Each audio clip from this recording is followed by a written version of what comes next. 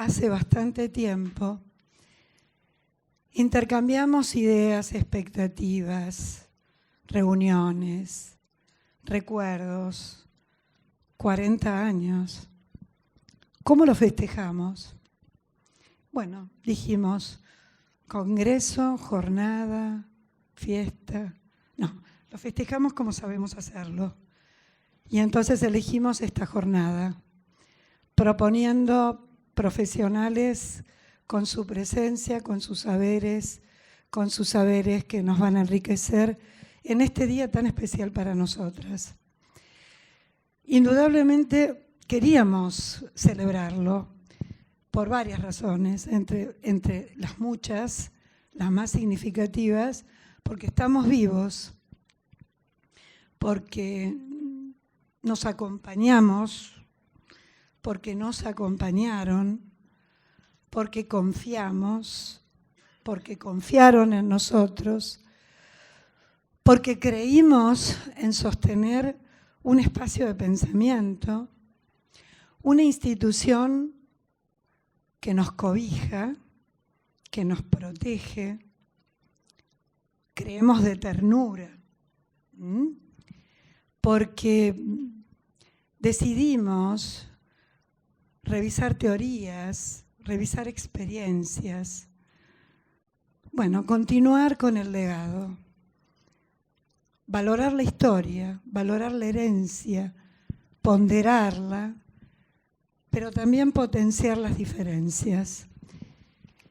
Y en estos años instalar una política que llamamos de amistad, política de amistad, pero no solo en los acuerdos, política de amistad también en el desacuerdo. Y así convenios con universidades, con asociaciones nacionales, extranjeras, celebrar que seguimos estando. Así que gracias por estar, gracias por acompañarnos, gracias María Rosa por seguir con nosotras, gracias a ustedes que abren esta jornada que llamamos Devenires entre políticas, prácticas y experiencias.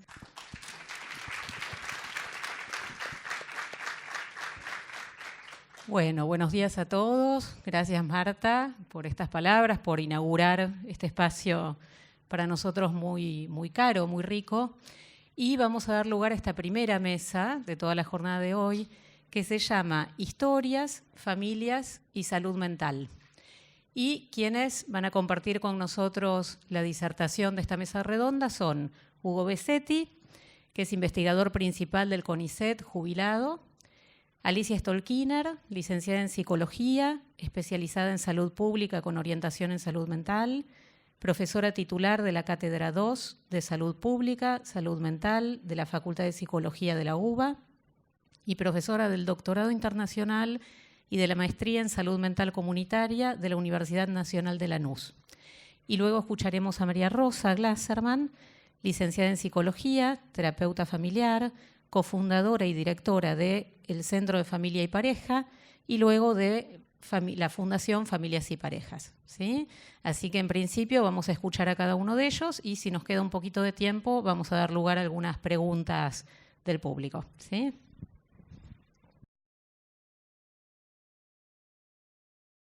Bueno, dentro de los temas de esta mesa, a mí me toca hablar de la historia, ¿no? Y en efecto me interesa situar algunos problemas históricos alrededor de las representaciones sobre la familia, y particularmente sobre la familia argentina, que viene cargada por una suerte de carácter problemático, que yo diría que esto viene de lejos, ¿no? Antes de convertirse en objeto de la psicología o del psicoanálisis o de las terapias, la familia ha sido objeto de representaciones y de cierta indagación crítica como tema de preocupación y también de intervención. Esto tiene una historia larga, yo me voy a remontar al siglo XIX. aunque no me voy a quedar ahí porque si no sería un poco aburrido. Pero muy tempranamente en el proyecto de construcción, digamos, de una sociedad, una nación, para decirlo en términos de lo que expuso alguna vez Tullio Alperín, la construcción de una nación en el desierto. Aparecía el tema de la familia, o uno podría decir la ausencia de familia, como un problema, una falla. Eso aparece, por ejemplo, en las bases de Alberdi. Y por supuesto, en relación con eso, están los debates y las expectativas, es decir, colocadas en el papel de la inmigración. Digamos, la inmigración no solamente viene a resolver un problema de población, un problema de construcción de sociedad, sino también de construcción de familia. Eso es muy explícito en el ensayo que uno puede encontrar desde el siglo XIX, y uno puede decir que forma parte, una suerte de casi supuesto de lo que son esos discursos fundadores. Digamos, no me voy a detener en esto, pero solo digo que hay ahí un origen bastante lejano de una problematización de la cuestión familiar. Y que además ha sido señalada muchas veces como una marca de origen, casi un mito de la construcción de una subjetividad colectiva o nacional, y también de las condiciones del psicoanálisis. Por ejemplo, les leo algo que está en la homepage de la Asociación Psicoanalítica Argentina. Dice: una sociedad marcada por la inmigración, con el pasado perdido en Europa, en muchos casos amenazante, pero a su vez con la necesidad de reencontrarse con sus orígenes, con su historia infantil olvidada, con la posibilidad de poner al descubierto sus deseos inconscientes, en fin, genera las condiciones para que el psicoanálisis venga a dar como una especie de respuesta, en una dimensión que está claro ahí, que ya no es solamente la respuesta al sujeto individual, la familia, etcétera, sino que abarca la sociedad toda. Yo creo que es una visión un poco reductiva, unilateral. Uno querría que si las instituciones se ocupan de la historia, digamos, lo hagan con mayor solvencia, pero de cualquier manera, digamos, descuida otras condiciones. Lo que me parece interesante ahí, y creo que no abarca solamente esta fuente, es que expresa una especie de fantasma de salvación, para decirlo en términos freudianos.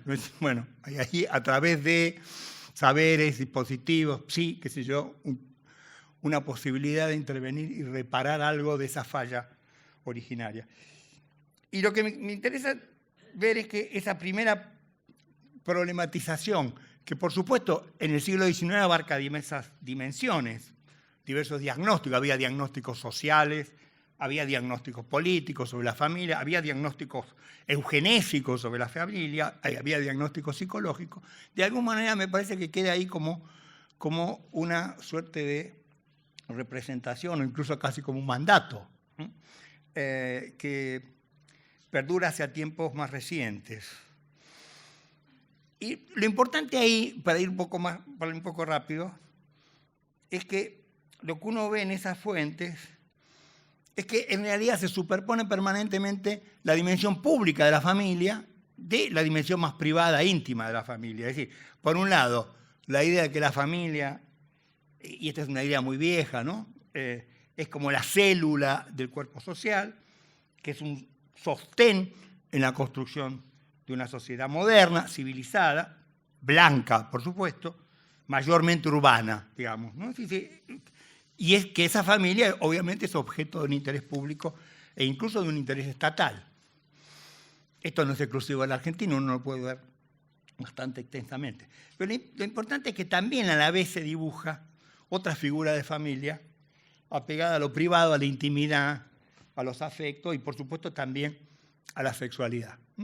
Por supuesto, esta distinción lo público y lo privado, sobre todo después de los trabajos de Foucault, se relativiza bastante, pero no quiere decir que desaparezca como un punto de análisis, digamos, para estos discursos.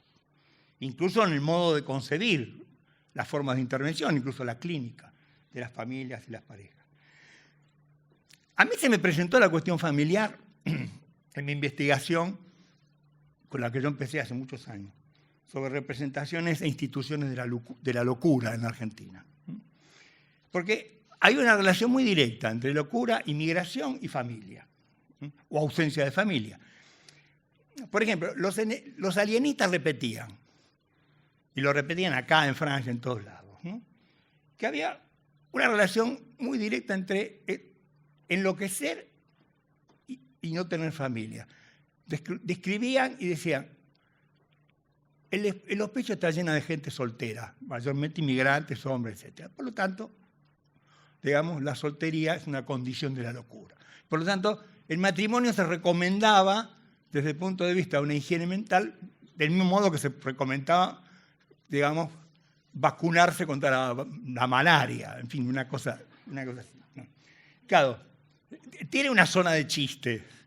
Yo tenía una suerte de chiste privado, digamos, con mi mujer de muchos años, que Florencia conoce bien, que alguna vez me hacía esas preguntas que no hay que hacer. Bueno, ¿y vos por qué te casaste conmigo?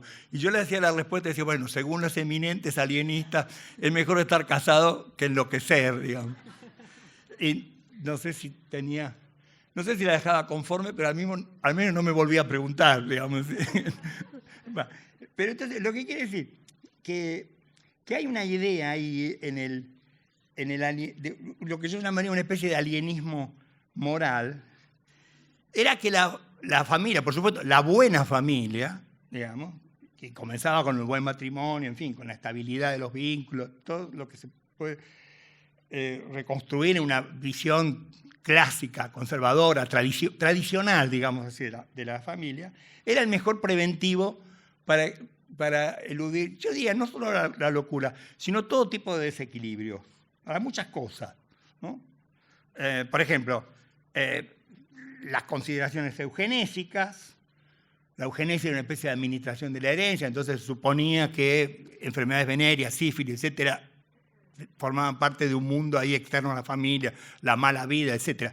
No sé si las evidencias lo demostraban, pero esa era la idea, digamos así.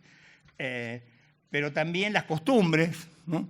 Entonces, el alcohol, el onanismo, ¿no?, digamos, el equilibrio de las pasiones, todo eso se colocaba, digamos, en la cuenta de lo que la familia podía generar en términos de la conformación de una micro sociedad que después se extendía a la sociedad general equilibrada y ordenada, ¿no? Y por supuesto, hay ahí nociones muy explícitas de una especie de psicología moral, del amor, los afectos, los vínculos, ¿no?, la crianza, la educación de los hijos, en fin, el papel de las madres, todo eso formaba parte de ese cortejo de una higiene médica que se extendía hacia una verdadera higiene mental y una higiene moral. Y es fácil ver esa configuración de discursos, de representaciones, de pequeños mitos, no solo en la literatura médica, sino también en la novela naturalista, es muy explícito, en el ensayo social, político. Lo que quiero destacar, ahí hay una idea de un orden, la familia como constructora de un orden, ¿no?, que se busca construir, y que es un orden social, que es un orden moral, de algún modo también es un orden político, en la medida en que establece ahí como una especie de microcomunidad gobernada, digamos, por el equilibrio, en fin, por relaciones naturales de autoridad, que permite vivir juntos sin mayores conflictos. Es un poco una idea mínimamente política de ese grupo, ¿no? Y ese es un orden que se sitúa a la vez, uno podría decir, en la familia pública, en la institución, digamos, y en la familia privada, íntima, en lo que tiene que ser construido en el nivel de las pulsiones, de los vínculos, etc., ¿no? Ahora bien, en el siglo XX, para ir rápidamente, esas figuras problemáticas de la familia o esa problematización de la familia no desaparece. Por supuesto, sufre los cambios de la modernización social, de la modernidad cultural, de la transformación de las costumbres, muy particularmente de la moral sexual, el papel de la juventud y sobre todo y muy particularmente los cambios en la posición de la mujer que generan, digamos, transformaciones a la vez sociales, culturales, morales. Es decir, también la literatura es una gran fuente para dar cuenta de esas transformaciones. Pienso, por ejemplo, en la novela de Roberto Arlt, En fin, se puede decir efectivamente que a lo largo del siglo XX, sobre todo en la segunda mitad, se forma una nueva configuración de saber, una nueva discursividad sobre la pareja y la familia, y ese es el contexto en el que surgen, digamos, las nuevas teorías, técnicas y profesiones, en fin, si uno se remite a lo que de algún modo hoy celebramos, es decir, lo que comienza en los años 60 o en este caso en los años 70, pero que tiene que ver con esa modernidad de los saberes sí desde los años 60. Ahora, lo que me interesa ver es que de nuevo allí la familia no deja de estar en esta encrucijada entre las visiones sobre la sociedad y las representaciones de los vínculos primarios, ¿no? Es decir, por ejemplo, para poner un ejemplo, y para referirme a dos autores muy conocidos de los años 60, es decir, Gino Germani y Enrique Pichon-Rivière. La familia ocupa un lugar central en las visiones de Germani sobre los cambios en la sociedad argentina. Recuerden su libro que se llama Política y Sociedad en una época de transición, que es un libro de 1965, y que tiene como subtítulo De la sociedad tradicional a la sociedad de masa. Así que esta es la idea de la transición, digamos, ¿no? De lo tradicional a la sociedad de masa, a la sociedad urbana, moderna. Es decir, uno puede decir que es una investigación sobre los cambios que se han producido, ahora al mismo tiempo es una indicación, es una suerte de prescripción, imbuida de lo que en ese momento globalmente podríamos llamar las teorías de la modernización, el desarrollismo, en fin. El último capítulo de ese libro se llama La familia argentina. Yo tomé ahí ese sintagma, si quieren, familia argentina, ¿no? ¿Qué muestra? Bueno, de qué modo la familia se modifica desde los patrones tradicionales, digamos, más ligados en la autoridad del padre, en las relaciones, digamos, más prescriptivas en la pareja, en la dominación de los hijos, hacia la familia nuclear moderna, donde cambia la posición de la mujer, cambia la posición de los hijos. Bueno, en fin, las cosas que son bastante conocidas, ¿no? Pero lo que aparece ahí y que uno diría que se puede tomar como algo en lo que retorna esa primera idea de una intervención sobre la familia, es que no solo se trata de pensar que hay cambios en la sociedad, la urbanización, etcétera, que repercuten sobre la familia, ¿no? Que es un poco son las tesis sociológicas, sino que en realidad en esa visión reformista, la familia contribuye desde su transformación, la familia, los vínculos primarios, las parejas, etcétera, a un cambio en la sociedad. Es decir, ahí hay una relación que de nuevo coloca en la familia una especie de expectativa altísima, digamos, un potencial de transformación social que depende de cambios que también deben darse en el nivel de los vínculos primarios, ¿no? Es decir, la familia está ahí de nuevo como sobreexigida en un lugar de, digamos así, en una expectativa alta respecto de las transformaciones que dependen de ella, ¿no? Ahora, ¿y qué dice Pichon? Me voy a detener, ustedes lo conocen muy bien. El papel que la familia cumple en Pichon en su teoría de la enfermedad mental, en fin.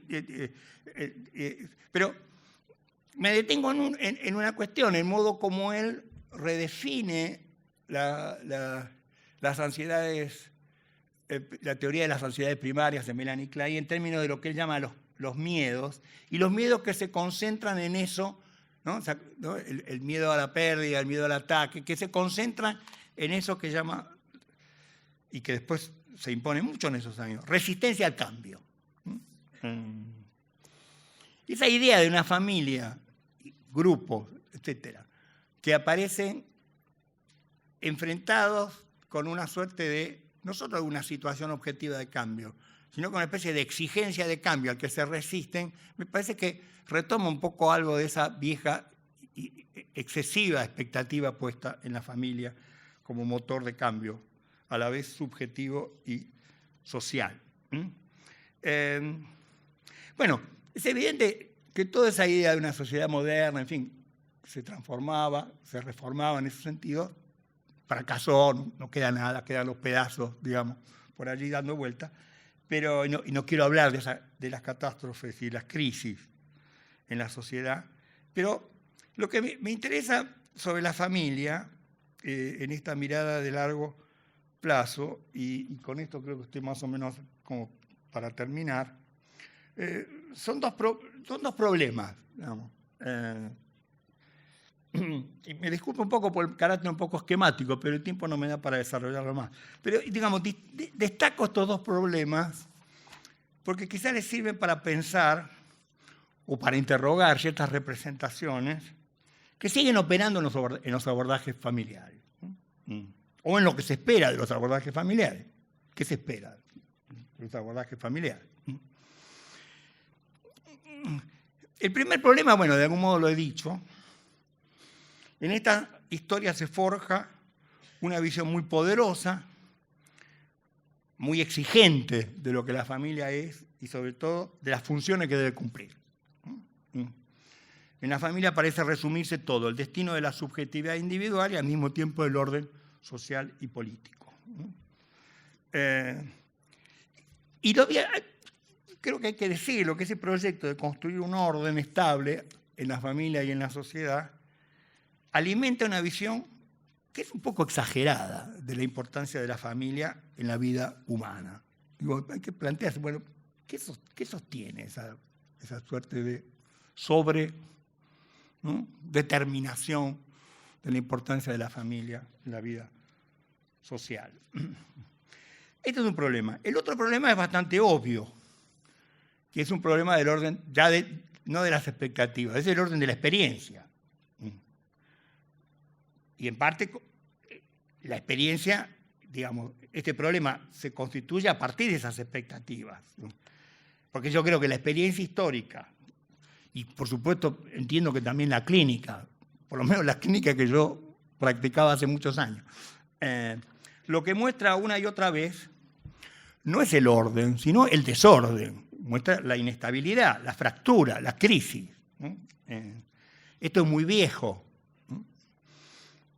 Para poner un ejemplo, El desorden de las familias es un libro de Arlette Farge y de Michel Foucault que trabaja sobre archivos del siglo XVIII en Francia. Crisis de la familia. Este es un enunciado que se repite desde hace más de 100 años, por lo menos. Cada época, obviamente, cada época lo retomo y le agrega algunos rasgos, algunas características, en fin. Pero, digo, este es un tema, y ese orden no se constituye nunca. Hace agua por todos lados. Y, por supuesto, lo que sí hace es abrir un espacio de demanda en el que entran los psicoanalistas, los psicólogos, los terapeutas, ¿no? Supongo que ustedes lo saben. Ustedes viven del desorden, digamos así. Si no, tendrían que buscarse otro trabajo. Si ese orden se constituyera, la familia dejaría de ser un problema. Y de algún modo, con esto termino, las teorías, los tratamientos buscan interminablemente atender y reparar, digamos, esa especie de malestar que se manifiesta interminablemente. Gracias.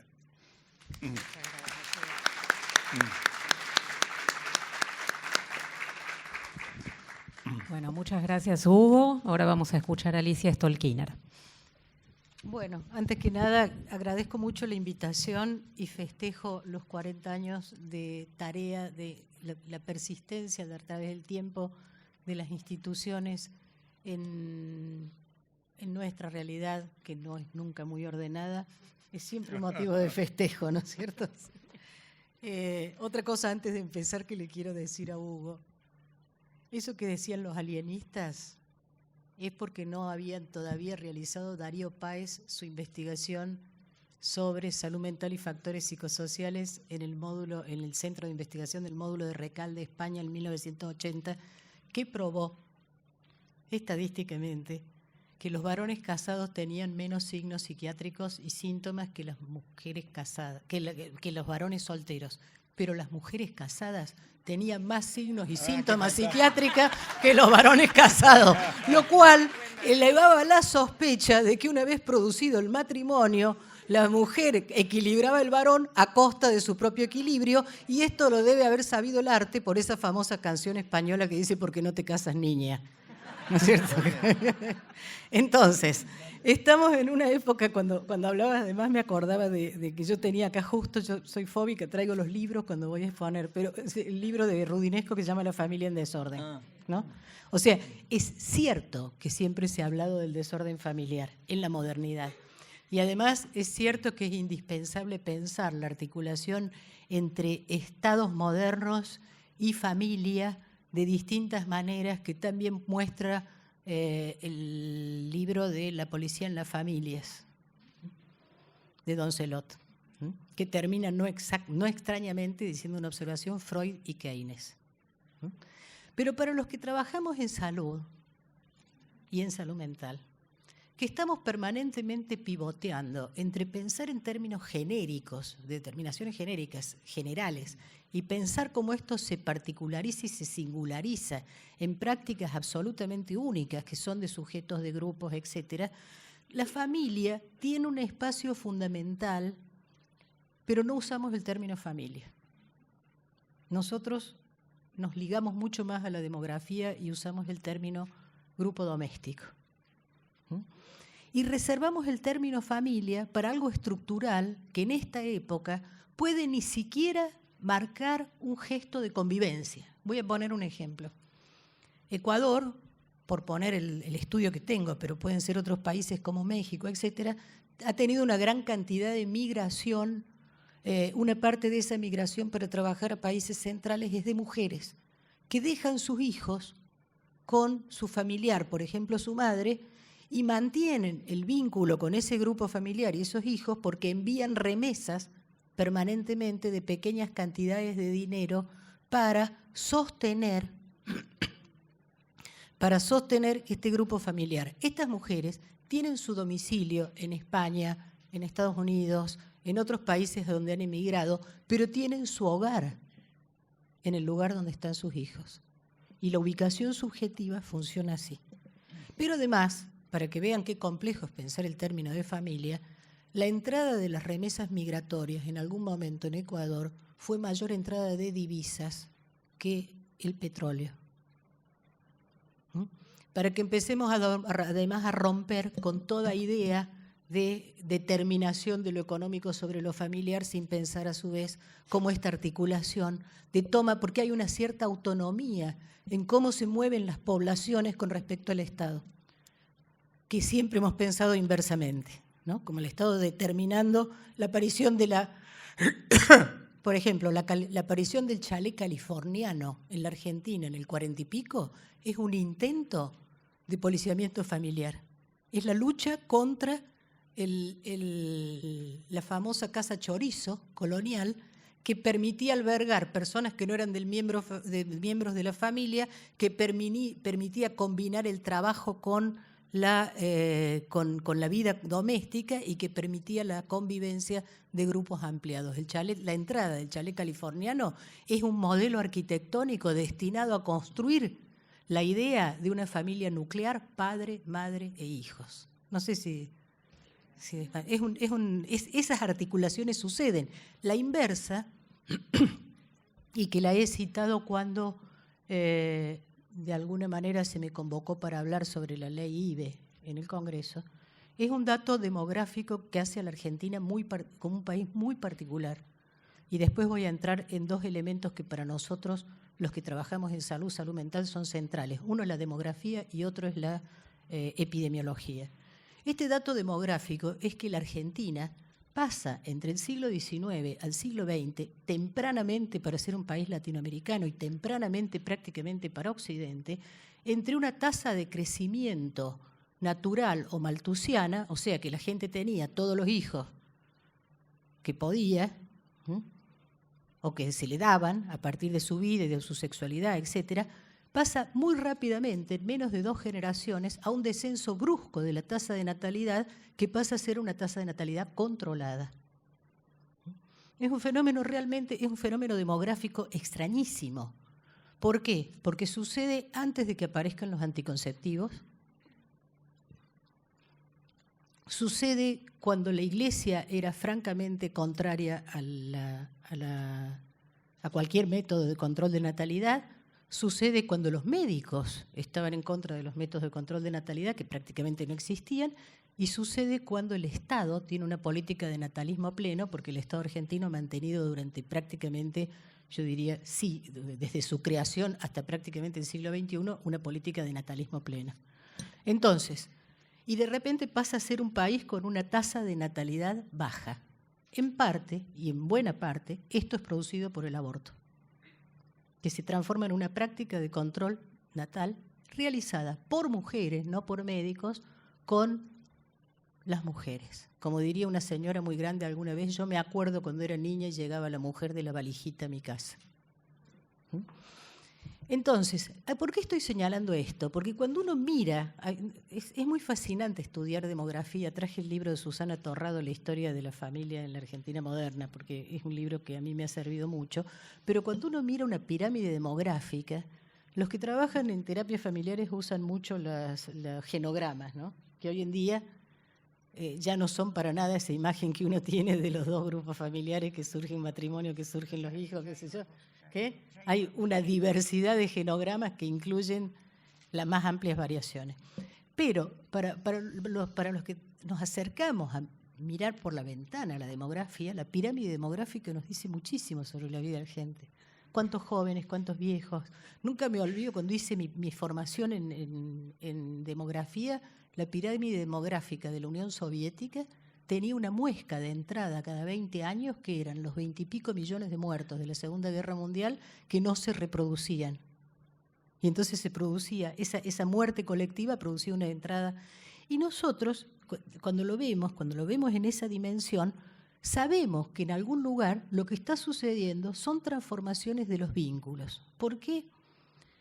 Y esto, particularmente en esta época, creo que Rudinesco, yo lo fui a escuchar cuando presentó el libro acá, presentó el libro de la familia en desorden, y ella dijo que lo había hecho a toda velocidad para introducir este debate, para introducirlo en el debate que se estaban dando en Francia sobre el matrimonio de personas del mismo sexo y su capacidad de adopción, donde una buena parte de los psicoanalistas estaban apareciendo en los medios de comunicación de masas apoyando la posición más conservadora. Dice, han reemplazado a los religiosos.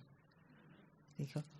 Entonces, esto que decía, que decía Hugo, la pregnancia de las representaciones sobre familia, cuando uno empieza a despejarlo y trabaja en el campo de la salud, descubre que, sin embargo, hay una función que la familia ha cumplido permanentemente y que está determinada biológicamente. Y no es, como dicen alguna antropología estructural o como dicen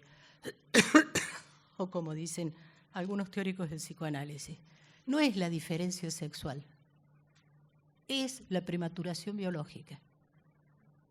Es la característica que el ser humano comparte, pero el ser humano es hablante, pero comparte con algunos mamíferos, ¿no?, de que la cría no nace en condiciones de sobrevivencia, y con otros animales también. Y entonces, alrededor, y lo digo esto porque cuando uno lee alguna antropología, no me voy a meter a discutir con ellos, se encuentra con que parece que el pasaje de la naturaleza a la cultura se produjo por la entrada en el orden simbólico de la prohibición del incesto y por lo tanto del lugar del padre. Miremos un poco para atrás y en realidad es el lugar del cuidado. Y si hay algo que mantiene esto que llamamos el grupo doméstico, en general e históricamente en las sociedades patriarcales, dirigido, cargado sobre la mujer, es la cuestión del cuidado. Y por eso en salud, un antropólogo como Eduardo Menéndez, centra la lógica del autocuidado en el grupo doméstico. ¿Por qué? Porque más allá de que nosotros siempre cuando hablamos del sistema de salud pensamos en el hospital, el centro de salud, el centro de vacunación, el médico, el psicoanalista, el psicólogo, etcétera, etcétera, el primer diagnóstico se realiza en el hogar.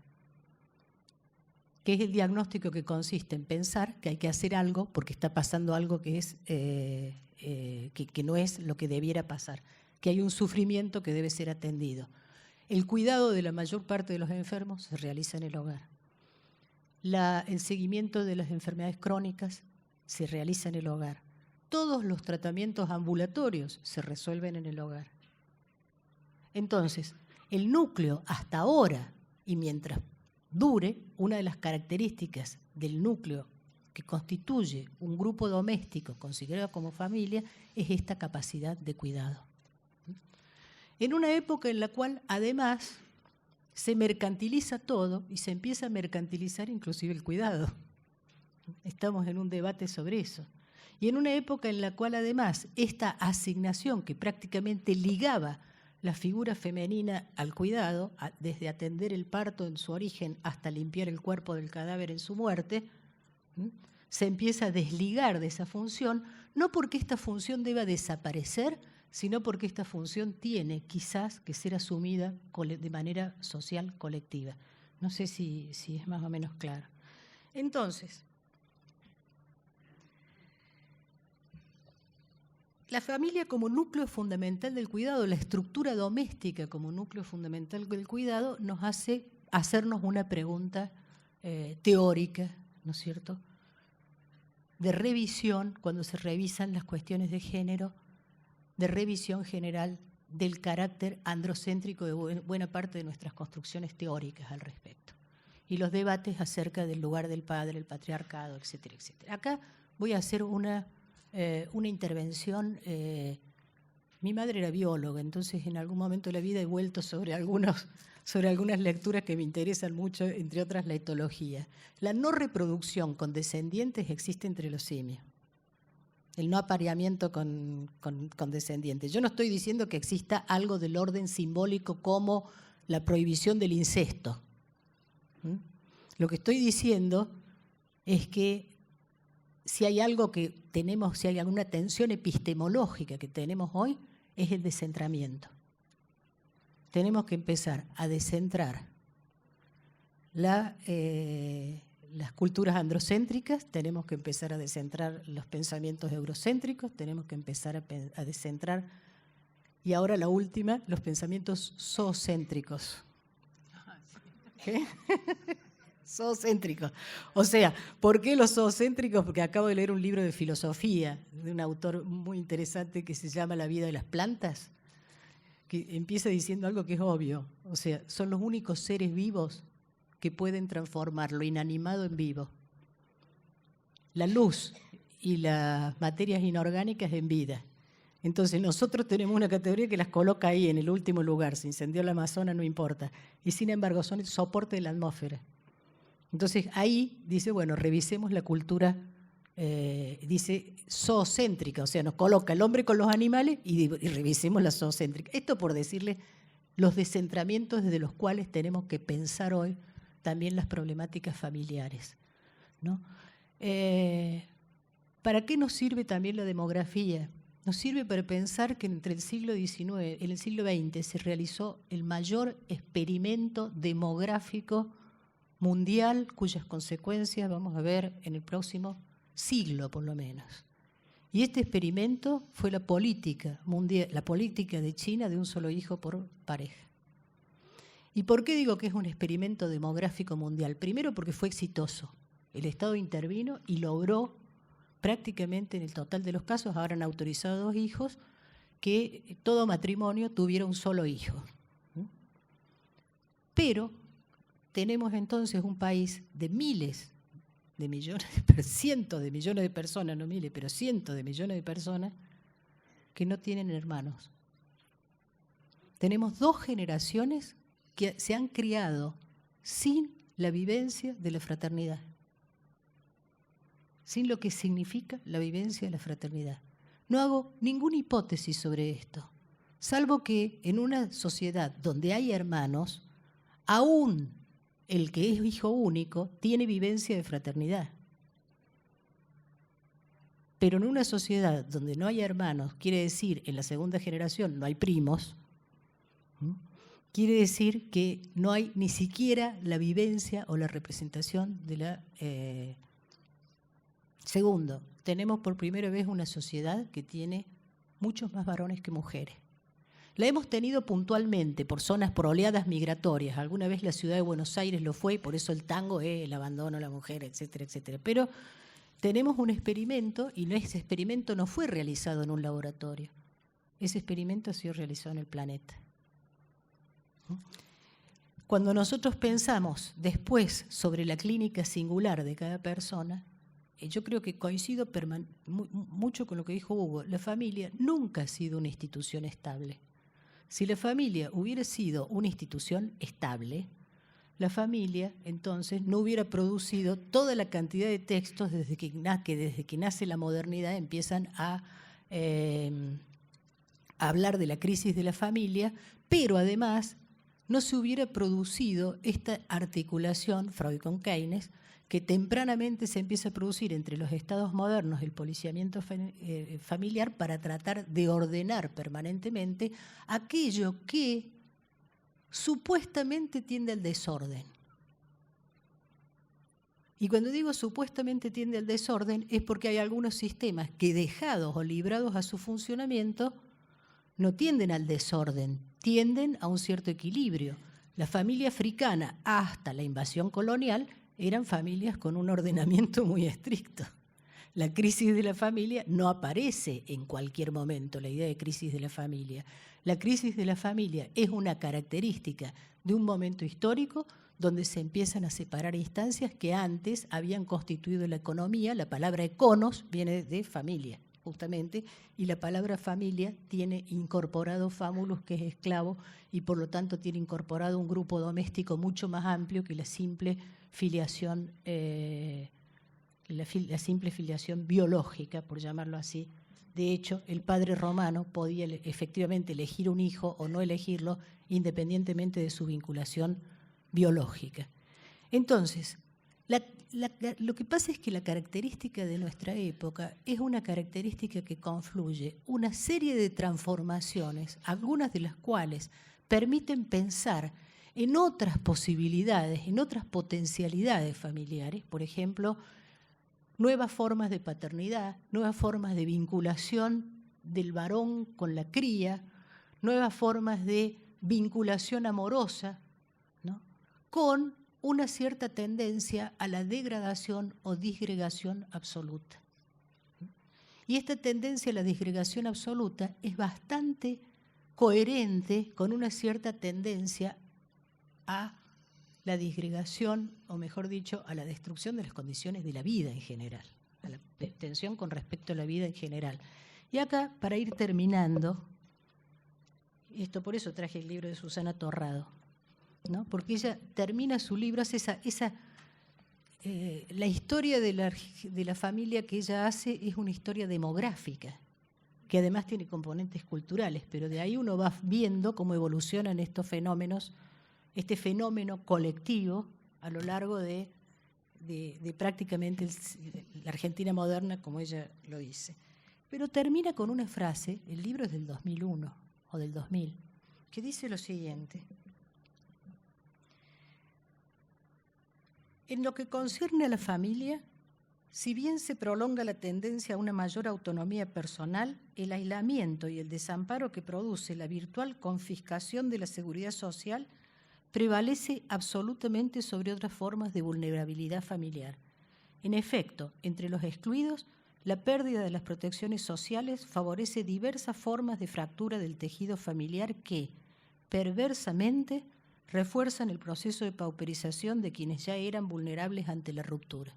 Debo recordarles que esta autora tiene un texto que se llama Vivir apurado y morir joven, que es un debate demográfico sobre la teoría errónea de la reproducción familiar de la pobreza. El resultado es que entre nosotros el interrogante acerca del futuro de la familia asume una enunciación diferente a la de los países avanzados, que sería la diferencia entre el libro de ella y el de Rudinesco. Se trata de inteligir no ya si la organización familiar será apta para producir la fuerza de trabajo que requiere la acumulación capitalista, sino más bien si esta última será capaz de compatibilizar algún mecanismo que vuelva a incluir a los vastos contingentes de población, es decir, de familias que demandan hoy pacíficamente, quizás no así mañana, ser aceptados en el banquete de la vida. Un interrogante decimonónico si lo hay. Tuvimos un periodo muy largo de nuestra investigación que trabajábamos en El Dorado Misiones, investigando prácticas de cuidado de la salud de familias pobres en momentos de familias con NBI en momentos de transición familiar. Y estábamos sentadas hablando con una mujer que fabricaba 20 kilos de pan para darle a sus hijos, sus nietos, etcétera, por semana. Lo hacía ella. Y en una situación, en ese momento ya estamos hablando de la crisis del 2000, finales del 2000, y entonces le preguntamos si ella mandaba a los niños más pequeños al comedor, porque son familias muy numerosas, y dijo, solo cuando no tengo nada para darles, porque si no comemos juntos, ¿qué familia somos? ¿No? Esa definición, si no comemos juntos, ¿qué familia somos?, es una definición de familia. O sea, en algunas de las... Hay 250 definiciones de familia que nosotros logramos sacar de distintos lugares. Una de ellas es que comen de la misma olla, con lo cual entrarían ahí las ranchadas de los niños en la calle como familia. Y lo otro que recuerdo de estas personas y de estas relaciones de cuidado mutuo, es que la red de soporte era importante, pero que la variación de la función de los varones dentro del mismo grupo social, ya trabajando en la en la provincia de Buenos Aires, con mujeres que en ese momento tenían planes sociales, y la función de los maridos que estaban desempleados en un mismo grupo de investigación que estábamos investigando grupalmente, 5 mujeres, cada una de ellas, la delegación de la función doméstica era absolutamente distinta. Una de ellas dijo, mi marido es una madre, yo me desentiendo cuando salgo de casa. Otra dijo, lo tengo que monitorear todo el tiempo porque si no hace cualquier cosa. O sea, la primera se desentendió. La segunda cede el trabajo doméstico, pero no cede la gestión del trabajo doméstico. La tercera dice, no le puedo encargar nada, le encargué que nebulizara al chiquito que estaba con una bronquitis y lo nebulizó con el antibiótico y le dio de tomar el líquido de nebulización. Eso se llama fingir demencia. Y la última dijo, de ninguna manera él no haría nada de eso. Lo que tuve que hacer fue retirar a mi hija de 14 años del colegio y dejarla como responsable del cuidado del hogar. Entonces, de lo que estoy hablando es de la infinita variedad de estrategias de vida de familias en situaciones extremas cuando se trata, por ejemplo, de la distribución de los roles domésticos en un grupo que eran del mismo barrio, de la misma condición socioeconómica, de la misma condición cultural y prácticamente vecinas. Esa es la diversidad de lo que enfrentamos hoy, además del riesgo que Susana Torrado señala y la tendencia urbana cada vez más a la desagregación y la soledad. Muchas gracias.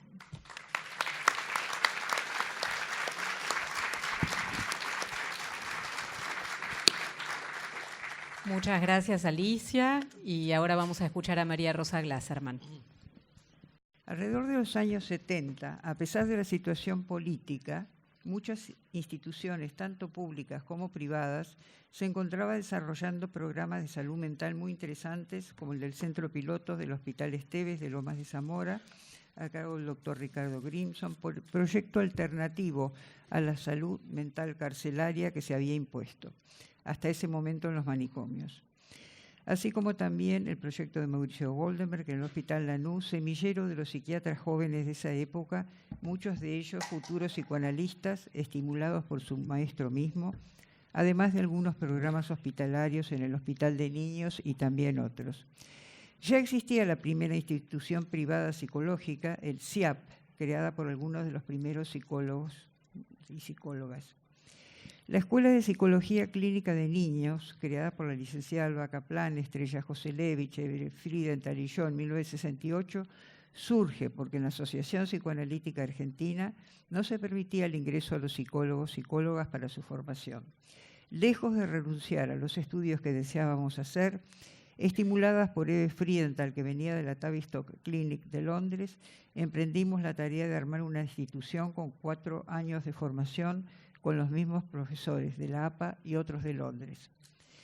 Más tarde se formaron 2 centros públicos con la idea de realizar trabajos comunitarios. El primero fue el Centro 2 en Manuela Pedraza y luego el Centro 1 en Manuela Pedraza y el Centro 2 en San Telmo, que tuvo cerrada su atención asistencial hasta realizar estudios preliminares en el barrio, la cárcel de mujeres, la escuela, los conventillos, la plaza de antigüedades, en que los sábados los chicos del lugar jugaban al fútbol antes del evento dominguero.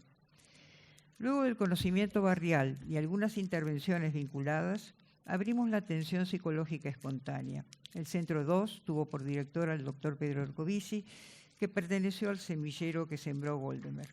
Trabajamos con gran entusiasmo 100 personas en los diversos equipos. El doctor Loquetec, también proveniente de Lanús en su formación, coordinaba el equipo de terapia familiar y yo el equipo de niños. Trabajamos muy intensamente. Además, también el doctor Marcelo Bianchedi dirigía la escuela de niños psicóticos que teníamos como parte del centro. Me he tomado estos minutos para diseñar el marco histórico a lo que hoy conmemoramos, el Centro de Familias y Parejas y su continuidad luego en la Fundación Familias y Parejas. Es decir, que luego de unos años, en un contexto político bien difícil, sobreviene el golpe de Estado del 76 y pasamos a ser subversivos, los del centro. Y por eso fuimos echados los 100 profesionales del Centro de Salud número 2, bastante barato para la usanza de la época. A partir de ese momento, el contexto se tornó más terrorífico. Para aquellos que lo vivieron, recordemos que estaba prohibido agruparse, que existían persecuciones, desapariciones y que transitaban los Ford Falcon con armas que asomaban por las ventanillas y fundiendo el terror. Yo creo que el nacimiento de los grupos de estudio y de reuniones para pensar y otros, aunque prohibidos, fue lo que posibilitó que nos sostuviéramos estudiando, opinando y formándonos en distintas áreas. Tal vez podamos acordar con lo que dijo Rica Segato en la última Feria del Libro, cuando habló de la desobediencia, en cuyo caso CEFIP nace o se concibe en 1976 dotada de la intensidad vital de la desobediencia para mantener el tiempo en movimiento. Lo que luego se constituyó como CEFIP se inició con 2 grupos, uno coordinado por el doctor Loquetec y otro por mí, con el mismo programa de estudio en el área de la psicoterapia familiar. Al año siguiente se incorporó la licenciada Estrella Joselevich en la coordinación de un tercer grupo. En ese entonces estudiábamos los aportes de Václavic, Bateson, Whitaker y fundamentalmente los aportes filosóficos y sociológicos que entendían al ser humano en contexto, Laing, Sartre, Lévi-Strauss. Además, algunos de nosotros realizaba visitas frecuentes tanto al Instituto Ackerman como al Hospital de San Francisco, donde trabajaba Carlos Lusky, como a otros lugares de Estados Unidos que mantuvieron vivo el interés por la terapia familiar. Los 3 grupos nos encontrábamos periódicamente en largas jornadas de intercambio. A partir de estos grupos hubo mucha gente que pidió formarse con eso que se estaba instituyendo. Así nace el CEFIP en abril del 79, es decir, que el 76 empezamos a trabajar, pero en el 79 abrimos a la calle, por eso son 40 años, en la calle Serrano y Córdoba, una cámara de Gesell y alumnos. Estrella Joselevich nos acompañó un año más, retirándose luego. Seguramente no recordaré a todos, pero algunas de las personas que nos acompañaron en la patriada fueron Lía Bickel, Silvia Galay, Daniel Quitainic, Silvia Crescini, Juana Drueven, Jorge Basile, María Esther Panizo, Jorge Rodríguez, Elida Romana, que luego emigró a París, formando ahí un importante instituto de terapia familiar vigente hasta hoy. Luego se incorporaron otros, aún en los primeros años, como Inés Dates, Horacio Cerebriski, Carlos Díaz Usandívaras, Gloria Fuchs, Josefina Rabinovich, Jorge Rocco, Liliana Sanuso, Aide Ox, Norma Tóquero, Más Viscotti, Alejandra Borras y Miguel Mianovich y muchos más. Alexis Míguez, Elana Mandel, Benovillo. También Graciela Chiarello, que nos acompaña hace unos 30 años, viniendo del sur, como hoy, para cada jornada que hacemos. Capítulo aparte merecen Jorge Basile y Juana Drueven, que fueron compañeros de ruta desde el Centro 2 hasta hoy, compartiendo sinsabores y alegrías. Dejo muchos nombres de lado para no cansar y también porque pasaron cientos de personas que aportaron mucho desde su mirada. El plan de estudios de esa época incluía 2 años de teoría y luego 2 años de entrenamiento clínico. Había grupos que realizaban este programa, así como también grupos de asistentes sociales con programas especiales, un grupo que venía del sur del país, grupos del interior como Mendoza, que luego a su vez fundaron Instituto de Terapia Familiar, como el doctor Fernández Moya, crea la carrera de terapia familiar en la Universidad de Mendoza. Con el doctor Loquetec hicimos viajes de formación a Bahía Blanca, Mendoza, Rosario, Río de Janeiro, de modo alternativo. Y hoy en día acompañamos a un grupo muy power, desde la Fundación, como dirían los adolescentes, en Lima, Perú, a cargo de Verónica Gulman. Fuimos creciendo en nuestros desarrollos por aprendizaje con algunos grandes maestros o por invitación o propios por los intercambios grupales que fueron fundamentales en el seminario central de los jueves por la mañana con bibliografía y posterior discusión. Y esto se mantiene hasta hoy, 40 años después, ¿no? A mediados de la década del 80 predominaba dentro de los terapeutas sistémicos la escuela norteamericana, con su énfasis en lo actual, lo conductual, lo ahistórico. Otros, como Fidel Levenson en Rosario, José Bepchuk y la licenciada Wanda Santi, estaban más centrados en lo histórico, en lo trigeneracional, en los mitos familiares y en el saber de sí en los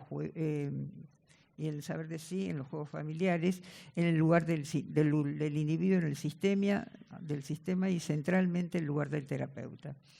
Esta visión obviamente influyó mucho en las técnicas terapéuticas que tendían más a facilitar la emergencia de la palabra, la búsqueda conjuntamente con los pacientes de historias alternativas con posibilidad de cambio.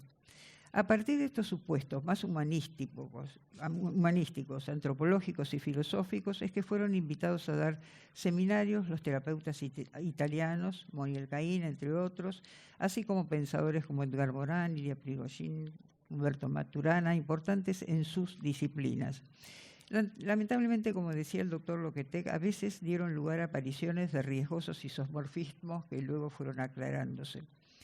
Evidentemente el modelo de trabajo fue desarrollándose con cambios. Primero estudiamos las escuelas norteamericanas, entre otras la de Palo Alto, de las que pronto nos alejamos, ya que no encajaba con nuestra idiosincrasia, hasta pasar por las escuelas italianas, que a su vez sufrieron profundos e interesantes cambios con el tiempo. Estuvimos muy cerca de Mara Salvini Palazzoli y su grupo, a quien invitamos en conjunto con el doctor Canevaro en 1981. Fue un evento muy trascendental por lo que transmitía tanto como investigadora como clínica. Aunque antes, nuestro primer evento internacional fue realizado en Punta del Este, invitando al doctor Slutsky, que residía en los Estados Unidos, trasladándose todos nosotros a Punta del Este, ya que él no podía entrar al país durante el periodo en que imperaba aún el terrorismo de Estado, dado que trabajaba con organismos internacionales en temas de desaparecidos en nuestro país. Nuestros guías teóricos en ese momento fueron las escuelas italianas en el área de la terapia familiar, como la Escuela de Milán, la de Roma con el doctor Andolfi, Carmine Saccu, Bosco Lochechini y otros. Alrededor de los años 82-83, yo empecé a citar en la institución a jueces interesados en temas de familia y asistentes sociales de los juzgados, produciéndose un fenómeno interesante donde debo destacar la visión de 2 jueces en ese momento, el doctor Cárdenas y el doctor Malina, además de juez en su momento asesor de menores. Por la tarea realizada en el ámbito judicial, los operadores se sentían interesados en lo que yo planteaba, que había 2 tipos de divorcio, los correspondientes a las situaciones de ciclo vital y otros a los que yo llamé divorcios destructivos con otras características en las que no nos vamos a detener acá. El interés de algunos de estos jueces fue lo que hizo que aparecieran más tarde los jueces de familia con características específicas. Esto se fue desarrollando lenta pero firmemente, ya que la tarea es de las más arduas que hay. Muchos renunciaron en su camino. Las personas que trabajaron en el pasado en este área son Josefina Rabinovich, que coordinaba un grupo, Silvia Crescini, que se involucró muchísimo llevando el tema a cámara, a la Universidad de Buenos Aires y a los hospitales. El doctor Cárdenas, por momentos, se transformó en un terapeuta más e hizo cambios importantísimos en la justicia a partir de su interés, así como también yo admiré y admiro mucho al doctor Molina por su mirada fina sobre las artimañas de algunos familiares que tergiversaban los hechos apelando a argumentos en contra del otro, difíciles de desentrañar. Ambos, con una experiencia increíble, admirable, le hicieron mucho bien a este campo. También colaboraron mucho la licenciada Ana Martínez Chivelli, que fue además de coordinadora del tema, directora de docencia, tanto en CEFIP como FIP, y directora de FIP en esos años. La licenciada Míguez, y actualmente en FIP el grupo está a cargo de la licenciada Cecilia Sibila, con su paciencia infinita, creo que es la única que los puede aguantar. Tanto en una como otra institución hubo y hay muchos grupos de profundización temática. Parejas, familias con niños, en algún momento hubo de violencia, con trastornos psicosomáticos, familias con pacientes gravemente perturbados, etc. En el año 2001 el doctor Adolfo Loquetec sufrió un accidente y yo continué a cargo de la institución. Luego de un tiempo, con las personas que me acompañaron, fundamos FIP en el 2006, con el mismo propósito de desarrollar y seguir desarrollándonos en el campo de la terapia familiar, tal vez con un sesgo menos verticalista en la conducción. Nuestro centro se caracterizó por incorporar a la currícula no solo lo referido a la tarea de formación de técnicas en terapia familiar, sino a pensadores y filósofos que dan cuenta del anclaje teórico en construcción.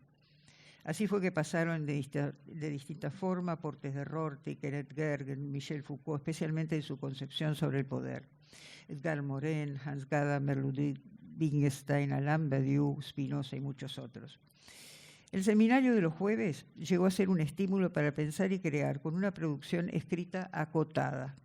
En ese sentido tenemos que destacar la producción de Juana Drueven, que reunió material producido en nuestra institución en su libro Más allá de pactos y traiciones, además de un diccionario de palabras del modelo en construcción de CEFIP y otros trabajos sobre la fratría. El primero de ellos fue incluido oficialmente, Más allá de pactos y traiciones, fue incluido oficialmente en la bibliografía de las residencias hospitalarias en salud mental de la Ciudad de Buenos Aires. Hay otras producciones posteriores, entre las que se encuentran, desde el punto de vista literario, sin dejar afuera lo profesional, las poesías que año a año el doctor Miguel Mianovich escuchábamos con gran deleite en el cierre del año, producidas por la pluma del doctor Miguel Mianovich, que unía la literatura a los conceptos trabajados en el seminario, además de lo producido por él desde un punto de vista profesional en diversos trabajos y libros. Voy a mencionar solo uno cuyo título es un juego de palabras, La aventura de vivir en pareja.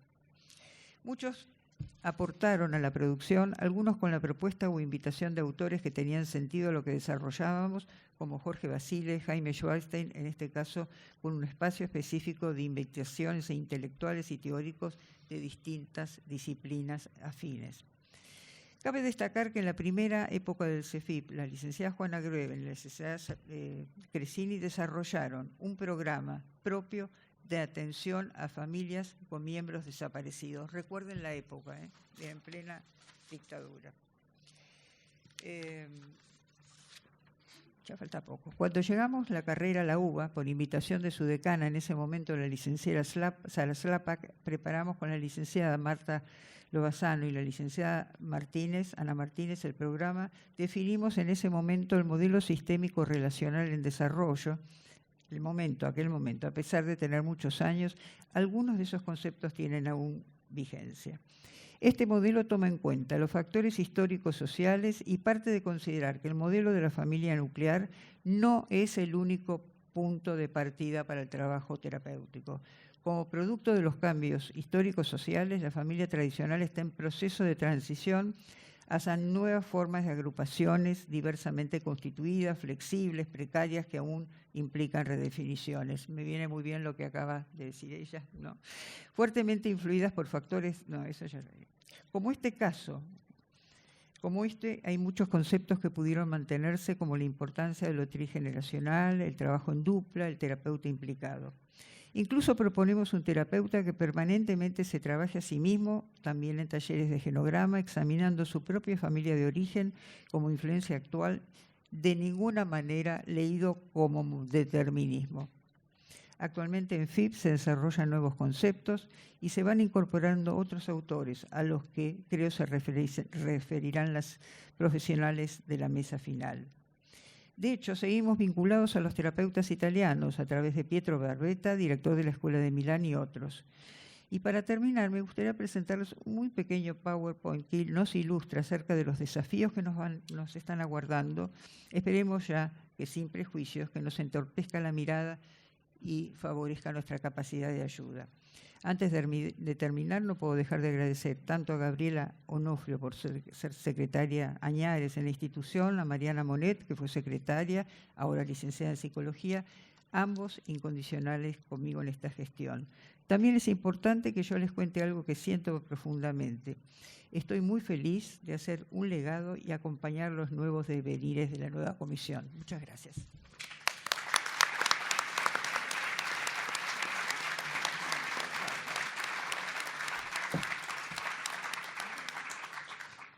Yo lo que quiero es mostrarles. Yo fui a Estados Unidos en, no sé, en el 60 y pico y me compré un libro que es muy conocido y que es actual.